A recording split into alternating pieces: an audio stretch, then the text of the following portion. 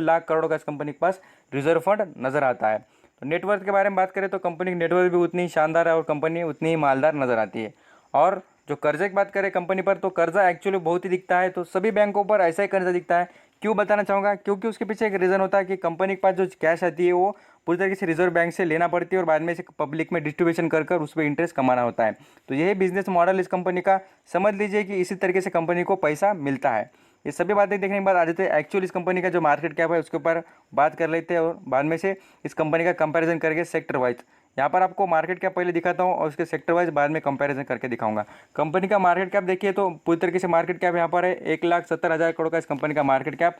P ratio के हिसाब से देखें तो शानदार कंपनी है, 11 का पी दिख रहा है। और यहाँ पर याद रखिए जो प्रमोटर होल्डिंग है वो भी 57% की नजर आ रही है। ये सबसे शानदार बात है, क्योंकि प्रमोटर के पास 51% से ज़्यादा होल्डिंग होगी तो वो शानदार यहाँ पर अपना जो परफॉर्मेंस दिखाएंगे और खास कर मैनेजमेंट में भी अच्छा खासा वर्क करते हुए नजर आते हैं। वो कुछ भी जो डिसीजन होता है वो गलत नहीं लेंगे और अच्छा खासा डिसीजन लेकर कंपनी को ग्रोथेबल बना देते हैं। यहाँ पर ईपीएस देखेंगे तो वो भी शानदार है, बट यहाँ पर अर्निंग पर शेयर के बारे में बात करें तो यही कंपनी में कम नज़र आता है। तो यहाँ पर इस कंपनी की यहाँ पर खराबी नज़र आ जाती है, क्योंकि जितना कंपनी में हम इन्वेस्ट करने का बेनिफिट देखते हैं उसी तरीके से आपको बताना चाहूँगा रिटर्न ऑन इक्विटी होता है वही सबसे बेनिफिशियल होता है हर इन्वेस्टर के लिए। क्योंकि हम पैसा लगाते किस लिए भाई, क्यों हमको यहाँ पर से रिटर्न मिल सके और हम यहाँ पर से पैसा कमा सके। तो यहाँ पर प्रॉफिट की ग्रोथ देखेंगे वो थोड़ी बहुत कम दिखती है। और ये पीएसयू सेक्टर का प्रॉब्लम तो आप सभी को पता है। अभी बात करूँ इसके सेक्टर के हिसाब से, यहाँ पर आपको दिखाना चाहूँगा पीएसयू सेक्टर में देखिए बैंक के हिसाब से बात करें कंपैरिजन से तो अव्वल नंबर पर आती है एसबीआई बैंक और मार्केट कैप के हिसाब से। और कंपनी के पॉपुलर देखेंगे तो पूरी तरीके से इंडिया में पॉपुलर है और यहाँ पर पूरी तरीके से अच्छा खासा बिजनेस करते हुए भी नजर आती है कंपनी। एक्चुअली आज बात करूँगा इसके जो चार्ट पैटर्न पर और नज़र डालना चाहूँगा इसके जो एक्चुअल अभी कितना आगे ग्रोथ करेगा। तो यहाँ पर देख सकते हैं 191 रुपीज़ पर आज परफॉर्मेंस दिया है और खास कर प्राइस की ग्रोथ है तो 4 रुपये आज पूरी तरीके से अच्छा खासा अप ट्रेंड बनाया है। बट आपको मैं बताना चाहूँगा पहले भी कुछ 184 रुपीज़ से मैं आपको बता रहा हूँ इसमें इंटर कीजिए और यहाँ पर 200 रुपये के लेवल को क्रॉस भी कर सकता है, बिल्कुल परफॉर्मेंस दिखा सकता है। क्योंकि जो उसकी रेंज है यही दिखाएगी। यहाँ पर मार्केट स्टेबल नहीं है इसलिए ऐसा परफॉर्मेंस करेंगे स्टॉक। और लॉन्ग टर्म के लिए मैं आपको कहूँगा कि इन बैंकों से पीएसयू बैंकों से आप दूर रहना, क्योंकि उतना कुछ शानदार परफॉर्मेंस दिखाते नहीं।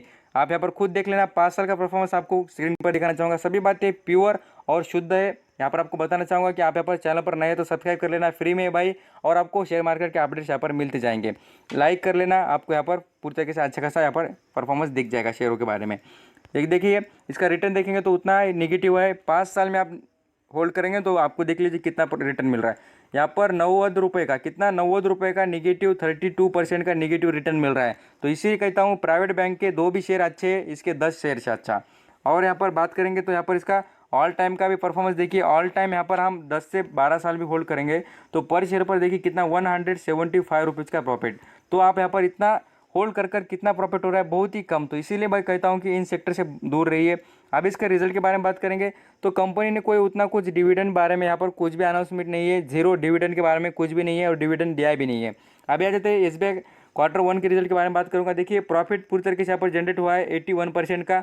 और यहाँ पर कंपनी के बारे में बात करें तो यहाँ पर रुपीज़ में देखिए 4189 करोड़ का। बट एक्चुअल बता दूँ कि जो ये प्रॉफिट दिख रहा है ये पूरी तरीके से प्योर प्रॉफिट नहीं है, शुद्ध प्रॉफिट बोलेंगे तो ये नहीं है। क्यों? क्योंकि इसके पीछे का रीज़न है वो आपको समझाना चाहूँगा। अभी आ जाते हैं रीज़न पर और ये सभी बातें आपको अंडरस्टैंडिंग होनी चाहिए। मैं आपको आईसीआईसीआई बैंक के बारे में बताया था, तभी उस बैंक का भी आपको रिजल्ट उतना ही शानदार दिखा था, बट उसके पीछे की एक रीज़न आपको पता नहीं होगा कि उसने भी जो उसके एलआईसी की बैंक थी, मीन्स यहाँ पर साली बताना चाहूँगा जो इंश्योरेंस सेक्टर की जो उसकी बैंक थी आईसीआईसीआई बैंक की, उसका जो कुछ स्टेक बेचकर पैसा कमाया था उसका यहाँ पर प्रॉफिट में ऐड हो चुका था। इसी तरीके से एसबीआई ने भी यहाँ पर अपना जो एसबीआई लाइफ इंश्योरेंस का जो वर्क है उसका जो यहाँ पर स्टेक बेचा था, देखिए sale in the arms SBI life stake, यहाँ पर आपको पता चल जाएगा कितना करोड़ का उसने बेचा। देखिए 1539 करोड़ का स्टेक बेचकर उसने यहाँ पर गेन किया था। कितना? इतना गेन किया है। और उसका स्टेक भी कितना बेचा था, उसके पास पहले स्टेक देखिए 5.7, यहाँ पर आपको बताना चाहूँ 57.60 इतना स्टेक था और वो कम होकर कितना हो गया 55.5% हो चुका है। तो इससे समझ में आ जाता है डायरेक्टली। तो यहाँ पर प्रॉफिट एक्चुअल कंपनी का यहाँ पर माइनस करेंगे तो आपको पता चल जाएगा। यहाँ पर आपको बताना चाहूँगा इतना माइनस करेंगे तो आपको एक्चुअल प्रॉफिट मिल जाएगा। अभी देख लेते हैं इसका जो रिटर्न के बारे में कुछ चार्ट दिखाना चाहूँगा। देख लीजिए state bank of India figures in the rupees में भी है, और यहाँ पर परसेंटेज देख लेना कितना प्रॉफिट जनरेट हो गया उसके बारे में आपको समझ में आएगा। प्रोविजन से कितना कमाया कंपनी ने उसके बारे में आप खुद देख सकते हैं। तो यहाँ पर 12,000 एक्चुअली देखेंगे पूरी तरीके से राउंड फिगर बात करें तो 12,000 करोड़ का कंपनी ने प्रॉफिट जनरेट किया है वहाँ पर प्रोविजन से। एन आई आई से बात करेंगे तो यहाँ पर 26,641 करोड़ का इस कंपनी ने प्रॉफिट जनरेट किया, वो भी 16% का, वो भी अच्छा खासा ग्रोथ है वाले प्लस में यहाँ पर आपको दिख जाएगा। अभी एक्चुअल सबसे इंपॉर्टेंट प्रॉफिट देखेंगे, प्रॉफिट आपको यहाँ पर दिख जाएगा, बट यहाँ पर आप याद रखिए प्रॉफिट इतना कुछ नहीं है जितना दिख रहा है। यहाँ पर याद रखना कि उसने कुछ स्टेक बेचकर प्रॉफिट जनरेट किया है। थैंक यू सो मच आपने कीमती वक्त देकर पूरी इन्फॉर्मेशन सुनने के लिए।